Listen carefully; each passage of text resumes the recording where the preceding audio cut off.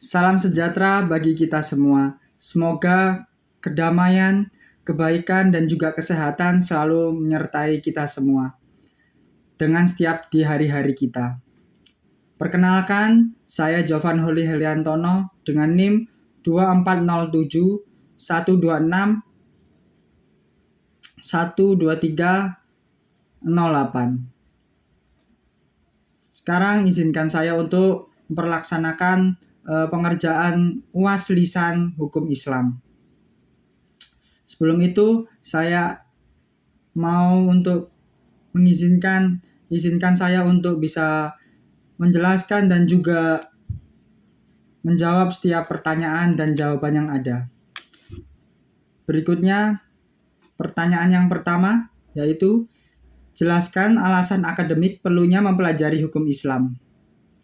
Sebelum masuk ke dalam materi, penjelasan perlu diketahui bahwa hukum Islam itu adalah seperangkat aturan atau norma hukum yang bersumber dari ajaran Islam dan digunakan untuk mengatur kehidupan umat Islam, baik dalam hubungan manusia dengan Allah, yaitu bisa saja ibadah, maupun hubungan antar sesama manusia, muamalah.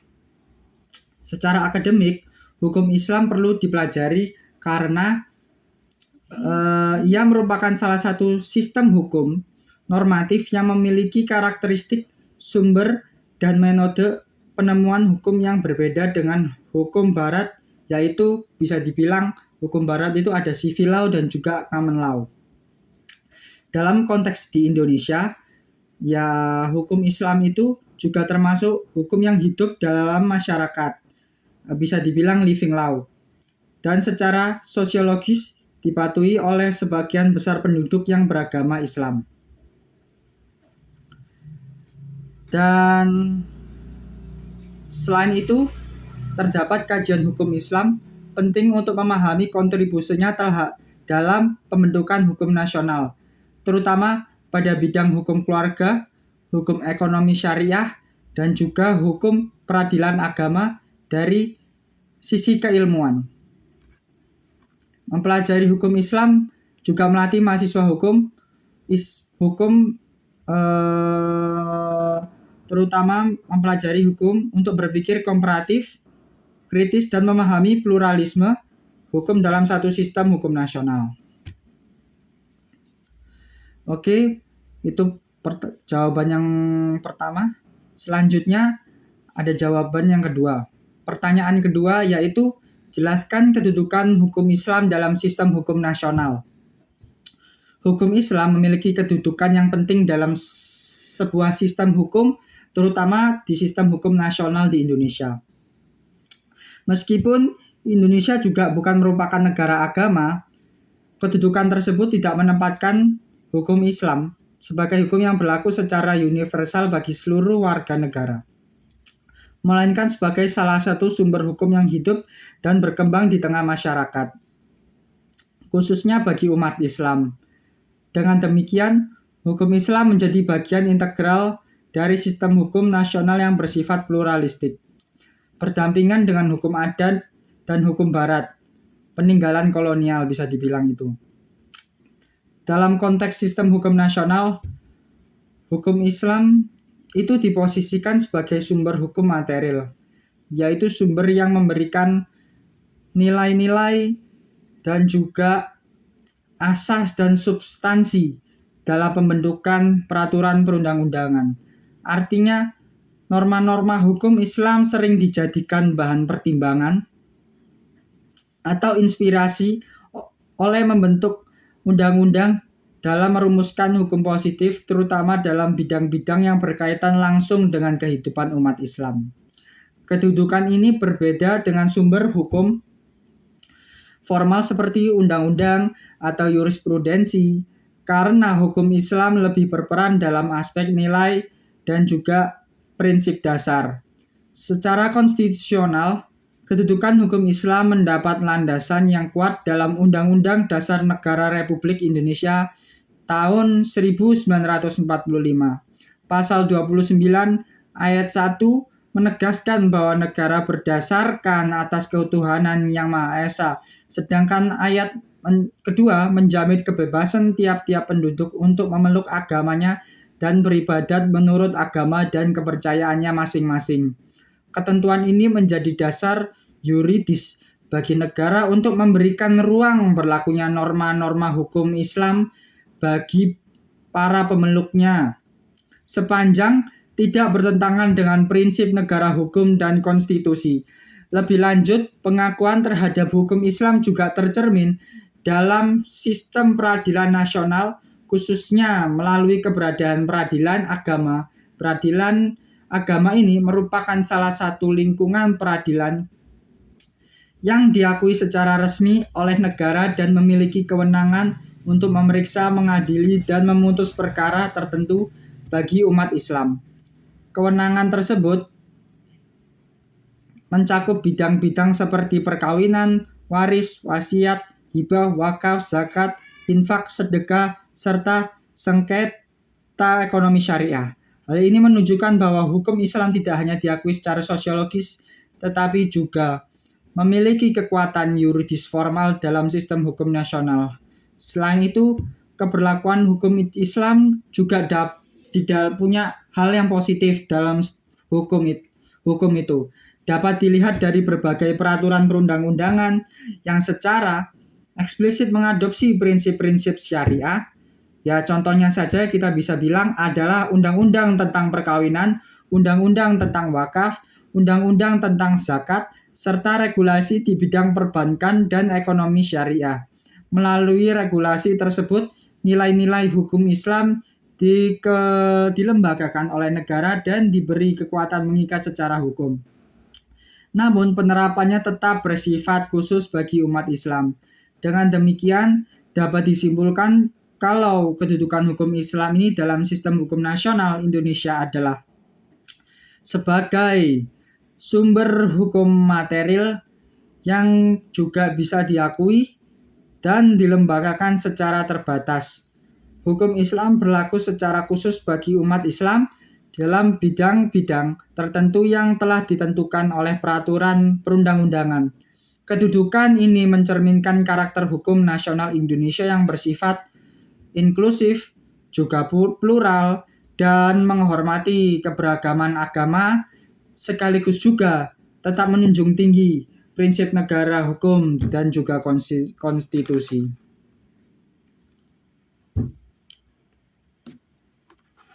Berikutnya, pertanyaan ketiga yaitu jelaskan pola pemberlakuan hukum Islam dalam sistem hukum nasional. Jawaban saya yaitu hukum Islam merupakan salah satu subsistem hukum yang hidup dan berkembang dalam sistem hukum nasional Indonesia.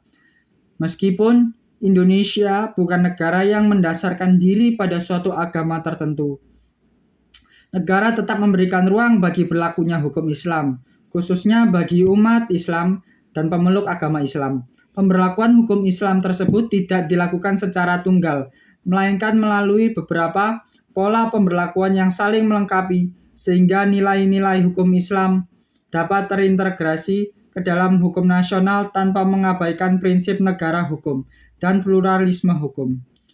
Pola legislasi pembentukan peraturan perundang-undangan yaitu yang pertama, pola pertama adalah pola legislasi, yaitu pemberlakuan hukum Islam melalui proses pembentukan peraturan perundang-undangan oleh lembaga yang berwenang. Dalam pola ini, norma-norma dan prinsip-prinsip hukum Islam diadopsi dan dituangkan ke dalam bentuk hukum positif yang mengikat secara umum atau terbatas.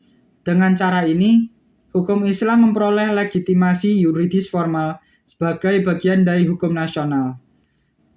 Bisa kita contohkan yaitu contoh konkretnya yaitu ada dari pola legislasi ini dapat dilihat dalam berbagai undang-undang seperti Undang-Undang Nomor 1 Tahun 1974 tentang perkawinan yang banyak mengakomodasi prinsip-prinsip hukum Islam bagi umat Islam.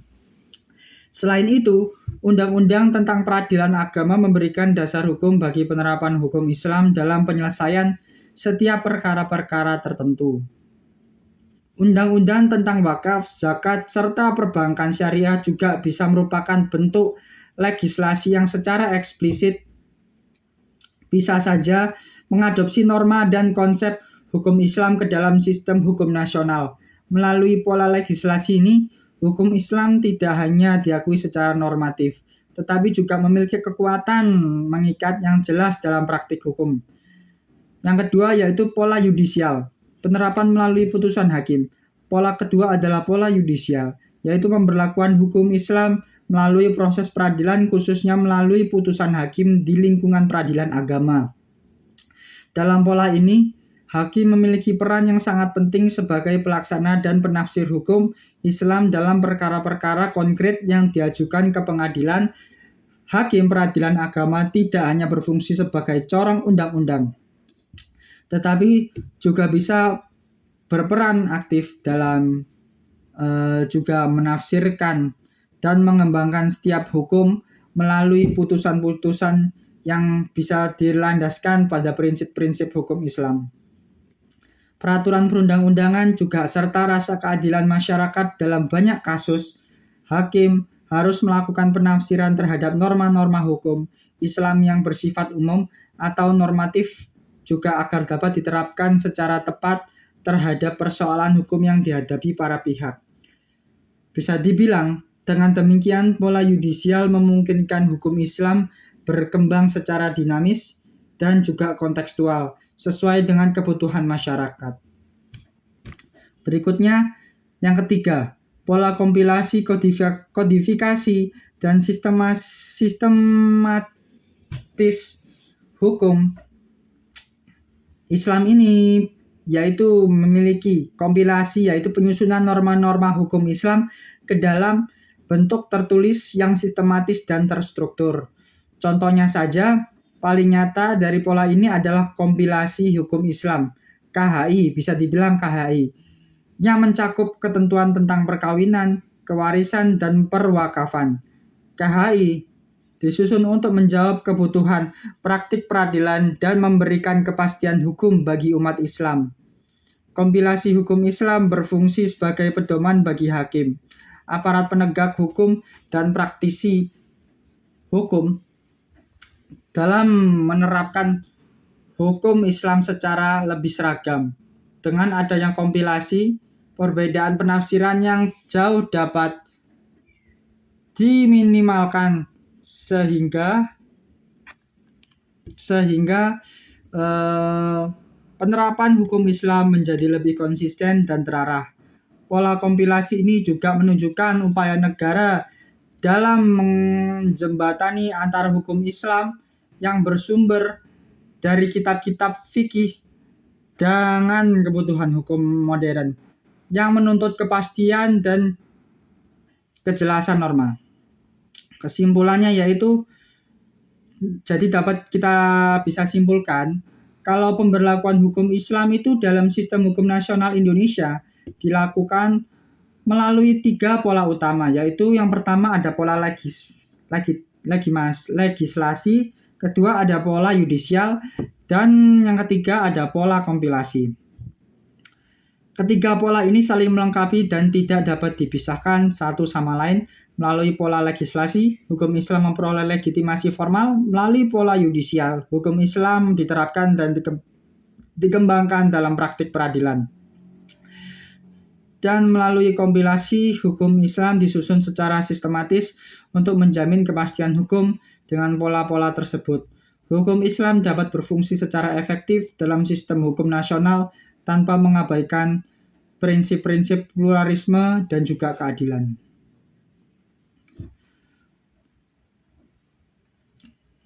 Berikutnya, pertanyaan keempat, yaitu berilah contoh konkret dari tujuan hukum Islam dalam melindungi harta dan keturunan.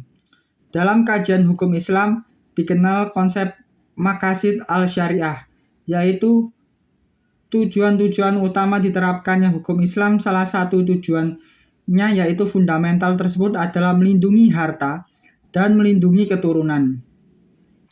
Kedua tujuan ini sangat-sangatlah penting karena berkaitan juga langsung dengan keberlangsungan hidup manusia, stabilitas sosial, serta terciptanya keadilan dalam masyarakat.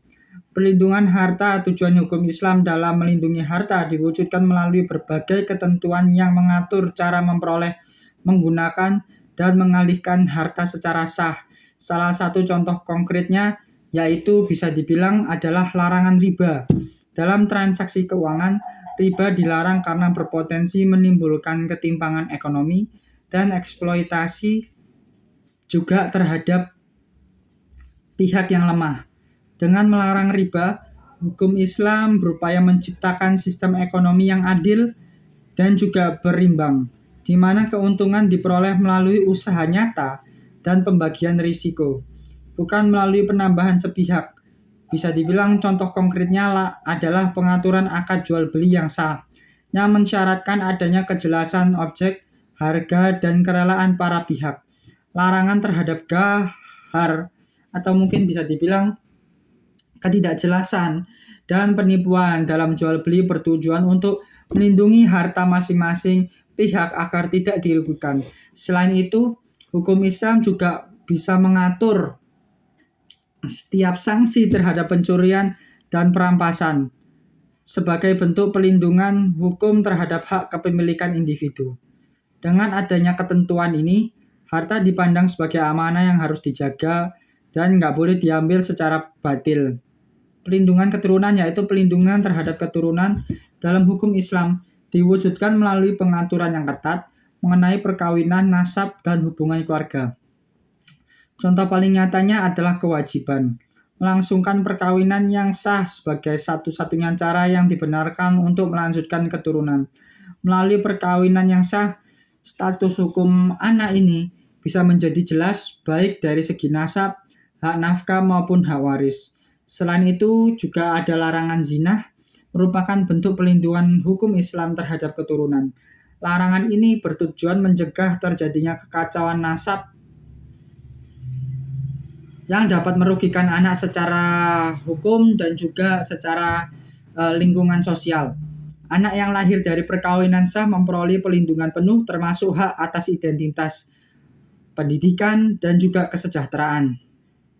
Contoh konkret lainnya adalah pengaturan wali nikah dan hukum waris yang bertujuan menjaga struktur keluarga dan keberlangsungan keturunan.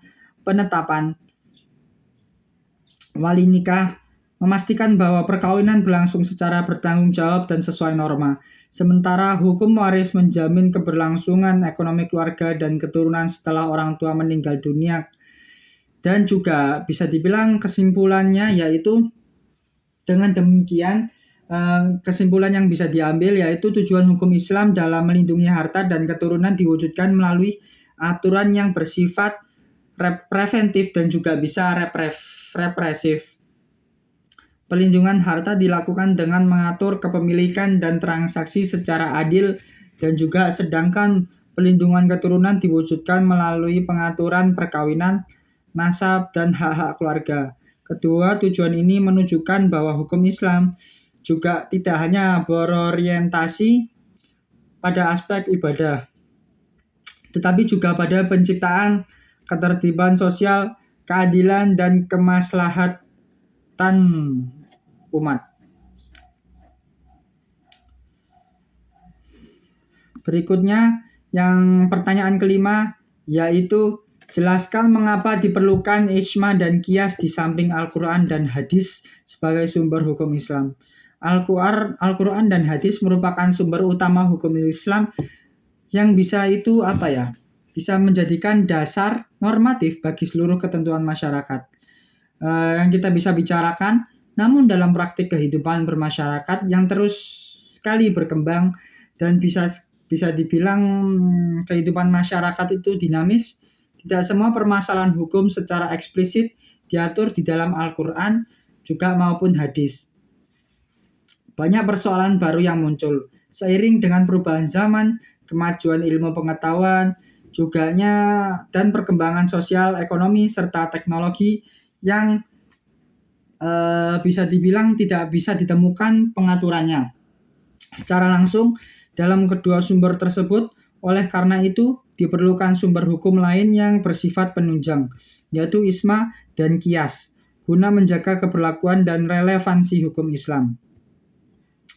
Ijma diperlukan sebagai sarana untuk mencapai kesepakatan para ulama atau mujtahid terhadap suatu persoalan hukum yang tidak memiliki ketentuan tegas dalam Al-Quran dan juga hadis. Melalui ijma, umat Islam memperoleh kepastian hukum karena pendapat yang dihasilkan merupakan hasil kesepakatan kolektif para ahli yang memiliki kompetensi dalam bidang hukum Islam. Dengan demikian, ijma berfungsi untuk memperkuat kesatuan hukum, mencegah perbedaan pendapat yang berlebihan, juga bisa memberikan legitimasi hukum terhadap suatu ketentuan yang diberlakukan dalam masyarakat. Sementara itu, juga kias diperlukan sebagai metode penalaran hukum dengan cara menganalogikan suatu kasus baru dengan kasus yang telah memiliki ketentuan hukum dalam Al-Quran ataupun hadis, berdasarkan persamaan hiliyat atau alasan hukumnya. Kias memungkinkan hukum Islam untuk bersifat dinamis dan juga adaptif tanpa adanya keluar dari prinsip-prinsip dasar syariat. Melalui kias, hukum Islam dapat memberikan seperti jawaban atas berbagai banyak banget masalah ekonomi modern, teknologi dan muamalah baru yang tidak dikenal pada masa-masa diturunkannya wahyu.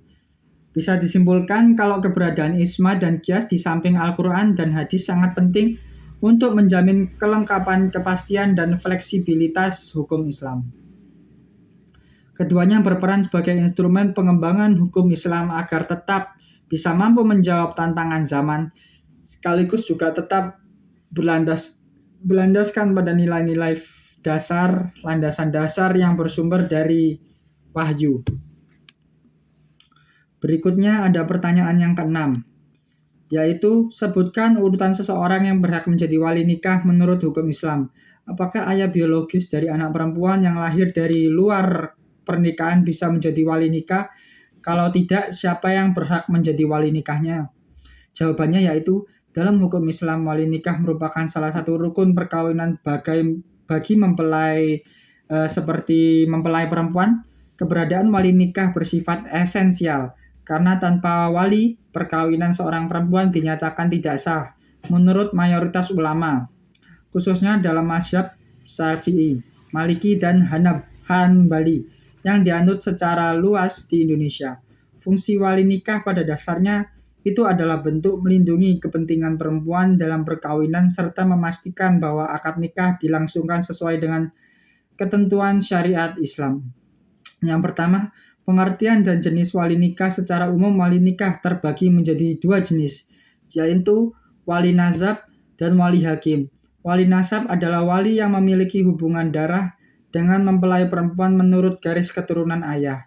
Wali hakim adalah wali yang ditunjuk oleh negara atau pejabat yang berwenang, misalnya kepala KUA, yang bertindak sebagai wali apabila si wali nasab ini tidak ada, tidak memenuhi syarat, ataupun tidak dapat menjalankan kewaliannya. Yang kedua yaitu urutan wali nikah menurut hukum Islam. Urutan wali nikah dalam hukum Islam bersifat hierarkis, artinya wali yang lebih dekat hubungan nasabnya harus didahulukan dibandingkan wali yang lebih jauh. Urutan wali nikah tersebut adalah sebagai berikut, yaitu yang pertama itu ada ayah kandung, kakek kandung dari garis ayah, dan seterusnya ke atas, saudara laki-laki kandung, saudari laki-laki seayah, juga anak laki-laki dari setiap saudara laki-laki yang seayah. Paman kandung juga dari garis ayah, paman seayah, anak laki-laki, paman dari garis ayah, wali hakim apabila seluruh wali nasab tidak ada atau tidak memenuhi syarat. Urutan tersebut juga menunjukkan bahwa yang berhak menjadi wali nikah itu adalah laki-laki dari garis ayah yang memiliki hubungan nasab sah menurut syariat Islam. Berikutnya, kedudukan ayah biologis anak perempuan lahir di luar perkawinan. Dalam hukum Islam, anak yang lahir di luar perkawinan yang sah secara syar'i tidak memiliki hubungan nasab dengan ayah biologisnya, melainkan hanya memiliki hubungan nasab dengan ibunya. Konsekuensi hukum dari ketentuan ini adalah ayah biologis tidak memiliki hak kewalian terhadap anak perempuan tersebut, termasuk dalam hal menjadi wali nikah. Hal ini juga didasarkan pada prinsip bahwa kewalian nikah hanya dapat dilakukan oleh pihak yang memiliki hubungan nasab sah, karena hubungan nasab antar anak luar nikah dan ayah biologisnya tidak diakui secara syar'i, maka ayah biologis tersebut tidak memenuhi syarat sebagai wali nasab. Yang keempat, wali nikah yang berhak bagi anak perempuan lahir di luar perkawinan, yaitu apabila seorang perempuan lahir di luar perkawinan yang sah, maka wali nasab dari pihak ayah tidak ada dalam kondisi demikian untuk menjamin keabsahan perkawinan serta melindungi kepentingan hukum mempelai perempuan. Hukum Islam menentukan bahwa yang berhak menjadi wali nikah adalah wali hakim. Wali hakim bertindak sebagai representasi negara yang memiliki kewenangan untuk melangsungkan akad nikah apabila tidak terdapat wali nasab di Indonesia. Kewenangan wali hakim dilaksanakan oleh pejabat yang ditunjuk seperti kepala kantor kantor urusan agama yang bisa dibilang sesuai dengan peraturan perundang-undangan yang bisa berlaku. Berikutnya pertanyaan yang ketujuh, yaitu jelaskan perbedaan antara hukum waris, wakaf, wasiat, dan hibah. Yang pertama, hukum waris. Hukum penjelasan dalam hukum waris ini itu pastinya hukum waris mempunyai ketentuan hukum yang mengatur peralihan harta kekayaan seseorang kepada ahli warisnya setelah orang tersebut meninggal dunia. Dalam hukum Islam, pembagian warisan dilakukan setelah pewaris wafat dan didahului oleh penyelesaian kewajiban pewaris. Ciri-ciri dalam hukum waris sendiri yaitu bisa dibilang berlaku setelah pewaris meninggal dunia. Penerima harta adalah ahli waris yang sah. Contohnya seperti anak, orang tua, pasangan, dan juga yang lainnya. Bagian ahli waris sudah ditentukan dalam Al-Quran. Tidak boleh dibagi sebelum pewaris meninggal. Dan berikutnya tujuan hukum waris yaitu menjamin keadilan dan kepastian hukum dalam pembagian harta peninggalan agar tidak menimbulkan sengketa keluarga. Berikutnya ada wakaf. Wakaf adalah perbuatan hukum seseorang yang memisahkan dan menyerahkan sebagian harta miliknya untuk dimanfaatkan selamanya dalam jangka waktu tertentu bagi kepentingan ibadah. Ciri-ciri wakaf yaitu dilakukan semasa hidup.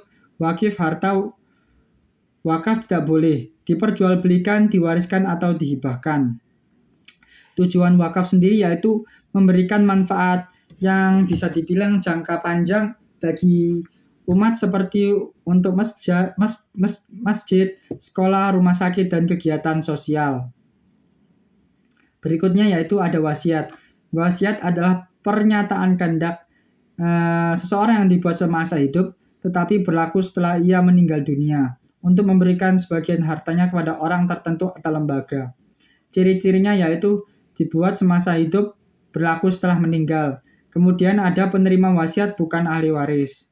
Dan batas maksimal 1/3 dari harta warisan tidak boleh merugikan hak ahli waris.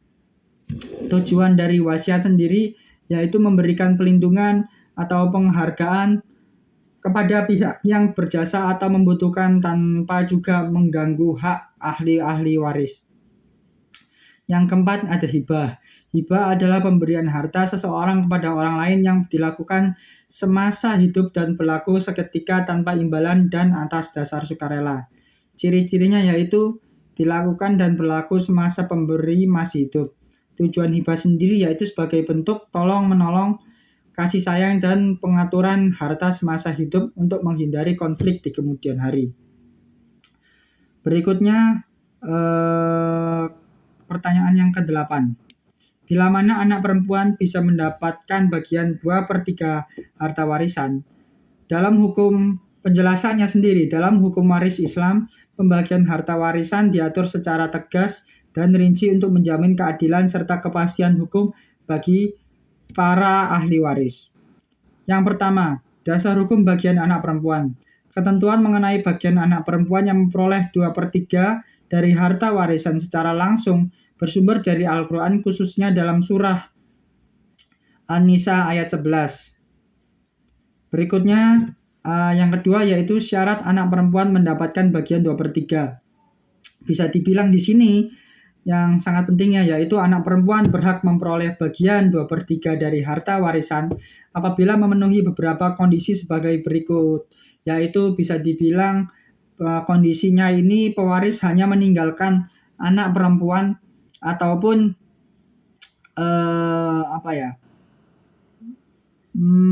ataupun lebih tidak terdapat anak laki-laki dari pewaris. Anak perempuan tersebut juga memiliki hubungan nasab yang sah dengan pewaris. Yang ketiga yaitu perbandingan dengan kondisi lain. Pentingnya yang harus kita pelajari saat ini yaitu kalau bagian 2/3 ini tidak berlaku dalam semua keadaan. Apabila pewaris meninggalkan satu orang anak perempuan saja dan tidak ada anak laki-laki, maka anak perempuan juga memperoleh bagian setengah dari harta warisan. Berikutnya yang keempat yaitu perlindungan hak ekonomi perempuan. Ketentuan pemberian bagian 2/3 kepada anak perempuan apabila tidak ada anak laki-laki mencerminkan bahwa hukum Islam tidak mendiskriminasi perempuan, melainkan juga justru memberikan perlindungan terhadap hak ekonomi mereka. Dalam kondisi tertentu, anak perempuan bahkan dapat juga memperoleh bagian yang lebih besar dibandingkan ahli waris lainnya. Yang bisa kita simpulkan yaitu anak perempuan memperoleh bagian 2/3 dari harta warisan apabila pewaris meninggalkan 2 orang anak perempuan atau lebih dan tidak meninggalkan anak laki-laki. Ketentuan ini dilandaskan langsung pada Al-Quran dan merupakan bagian dari sistem faraid yang bertujuan untuk menjaminnya sebuah keadilan. Berikutnya, pertanyaan nomor 9 yaitu penyebab gugatan terhadap harta wakaf oleh ahli waris. Gugatan terhadap harta yang telah diwakafkan oleh orang yang telah meninggal sering terjadi karena beberapa sebab utama. Yaitu yang pertama, ahli waris menganggap harta wakaf masih bagian dari harta warisan. Padahal secara hukum bisa dibilang wakaf keluar dari harta waris sejak diikrarkan secara sah. Yang kedua, wakaf tidak didukung bukti hukum yang kuat. Wakaf juga dilakukan secara lisan, tidak dibuat akta ikrar wakaf. Yang ketiga yaitu tidak adanya persetujuan atau pengetahuan ahli waris, yaitu ahli waris merasa tidak pernah diberi tahu atau tidak menyetujui wakaf tersebut, lalu menganggap wakaf merugikan hak mereka. Yang keempat yaitu adanya nilai ekonomi tanah atau harta wakaf meningkat. Setelah perwakafan meninggal, harta wakaf menjadi bernilai tinggi sehingga memicu konflik kepentingan dan gugatan dari ahli waris yang sudah ada. Yang kelima yaitu pengelolaan wakaf yang tidak jelas atau menyimpang. Jika nazir tidak mengelola wakaf sesuai peruntukan, ahli waris merasa wakaf tidak sah atau layak dibatalkan. Yang keenam, wakaf dilakukan saat pewakaf sakit keras. Pada intinya, gugatan muncul karena konflik antar kepentingan ekonomi ahli waris dan adanya sisi lemahnya dari aspek administratif serta pemahaman di dalam hukum wakaf itu. Yang ke-10, pertanyaan yang 10 yaitu sebutkan beberapa jenis jual beli yang dilarang dalam hukum Islam. Jenisnya itu yang pertama yaitu ada jual beli riba, kedua itu ada jual beli gahar, yang ketiga itu ada jual beli najasi, yang berikutnya yang keempat yaitu ada jual beli itikar, yang kelima yaitu ada jual beli barang haram, kemudian yaitu yang keenam jual beli tadlis, ketujuh jual beli masyir, yang ke-8 jual beli madum, yang ke-9 juga jual beli 2 akad dalam satu transaksi. Berikutnya dalam pertanyaan yang ke-11 yaitu sistem bunga yang mengandung riba tidak diperkenankan dalam perbankan syariah. Terus bagaimana caranya memberi keuntungan kepada nasabah? Sistem bunga dalam perbankan konvensional tidak diperkenankan dalam perbankan syariah karena mengandung unsur riba, yaitu tambahan yang ditetapkan di muka tanpa didasarkan pada setiap aktivitas usaha, yang bisa dibilang di sini kita bisa terapkan yaitu kenyataan dan tidak adanya setiap pembagian risiko yang ada. Berikutnya bisa dibilang meskipun sistem bunga dilarang, perbankan syariah itu juga tetap mampu memberikan keuntungan kepada nasabah melalui mekanisme yang berbasis akad syariah dan juga transaksi real pembagian risiko, serta juga prinsip keadilan yang benar-benar pasti, keadilan yang mutlak, dan transparansi, sehingga hal ini juga bisa melibatkan yang namanya arah yang sejalan dengan tujuan hukum Islam itu sendiri dalam mewujudkan kemaslahatan. Berikutnya pertanyaan yang ke-12, yaitu apa yang menjadi ciri dan motif utama dari gada syariah dan asuransi syariah? Yang pertama yaitu gada syariah. Ciri utama dari gada syariah sendiri, yang pertama berdasarkan prinsip syariah, terutama gada yang mengharuskan penyerahan barang jaminan secara fisik atau hukum kepada pemberi pinjaman. Yang kedua, tidak menggunakan bunga, melainkan biaya layanan untuk penitipan, pengawasan, dan perawatan barang jaminan. Motif utamanya yaitu bisa juga dalam gada syariah ini kita bisa memberikan akses pinjaman modal kepada masyarakat yang bisa membutuhkan tanpa terbebani bunga. Kemudian ada asuransi syariah, yaitu ciri utamanya berdasarkan prinsip sumbangan sukarela dan bantuan sesama, di mana peserta juga bisa saling melindungi satu sama yang lainnya. Motif utamanya bisa dibilang memberikan pelindungan finansial terhadap risiko seperti kecelakaan, kerusakan properti, atau kematian dengan cara yang sesuai dengan syariah. Itulah jawaban dari saya dari 1 sampai 12 untuk UAS Lisan Hukum Islam. Terima kasih sudah mendengarkan penjelasan saya dari awal hingga akhirnya. Terima kasih semua. Damai sejahtera selalu melingkupi kita selalu. Terima kasih.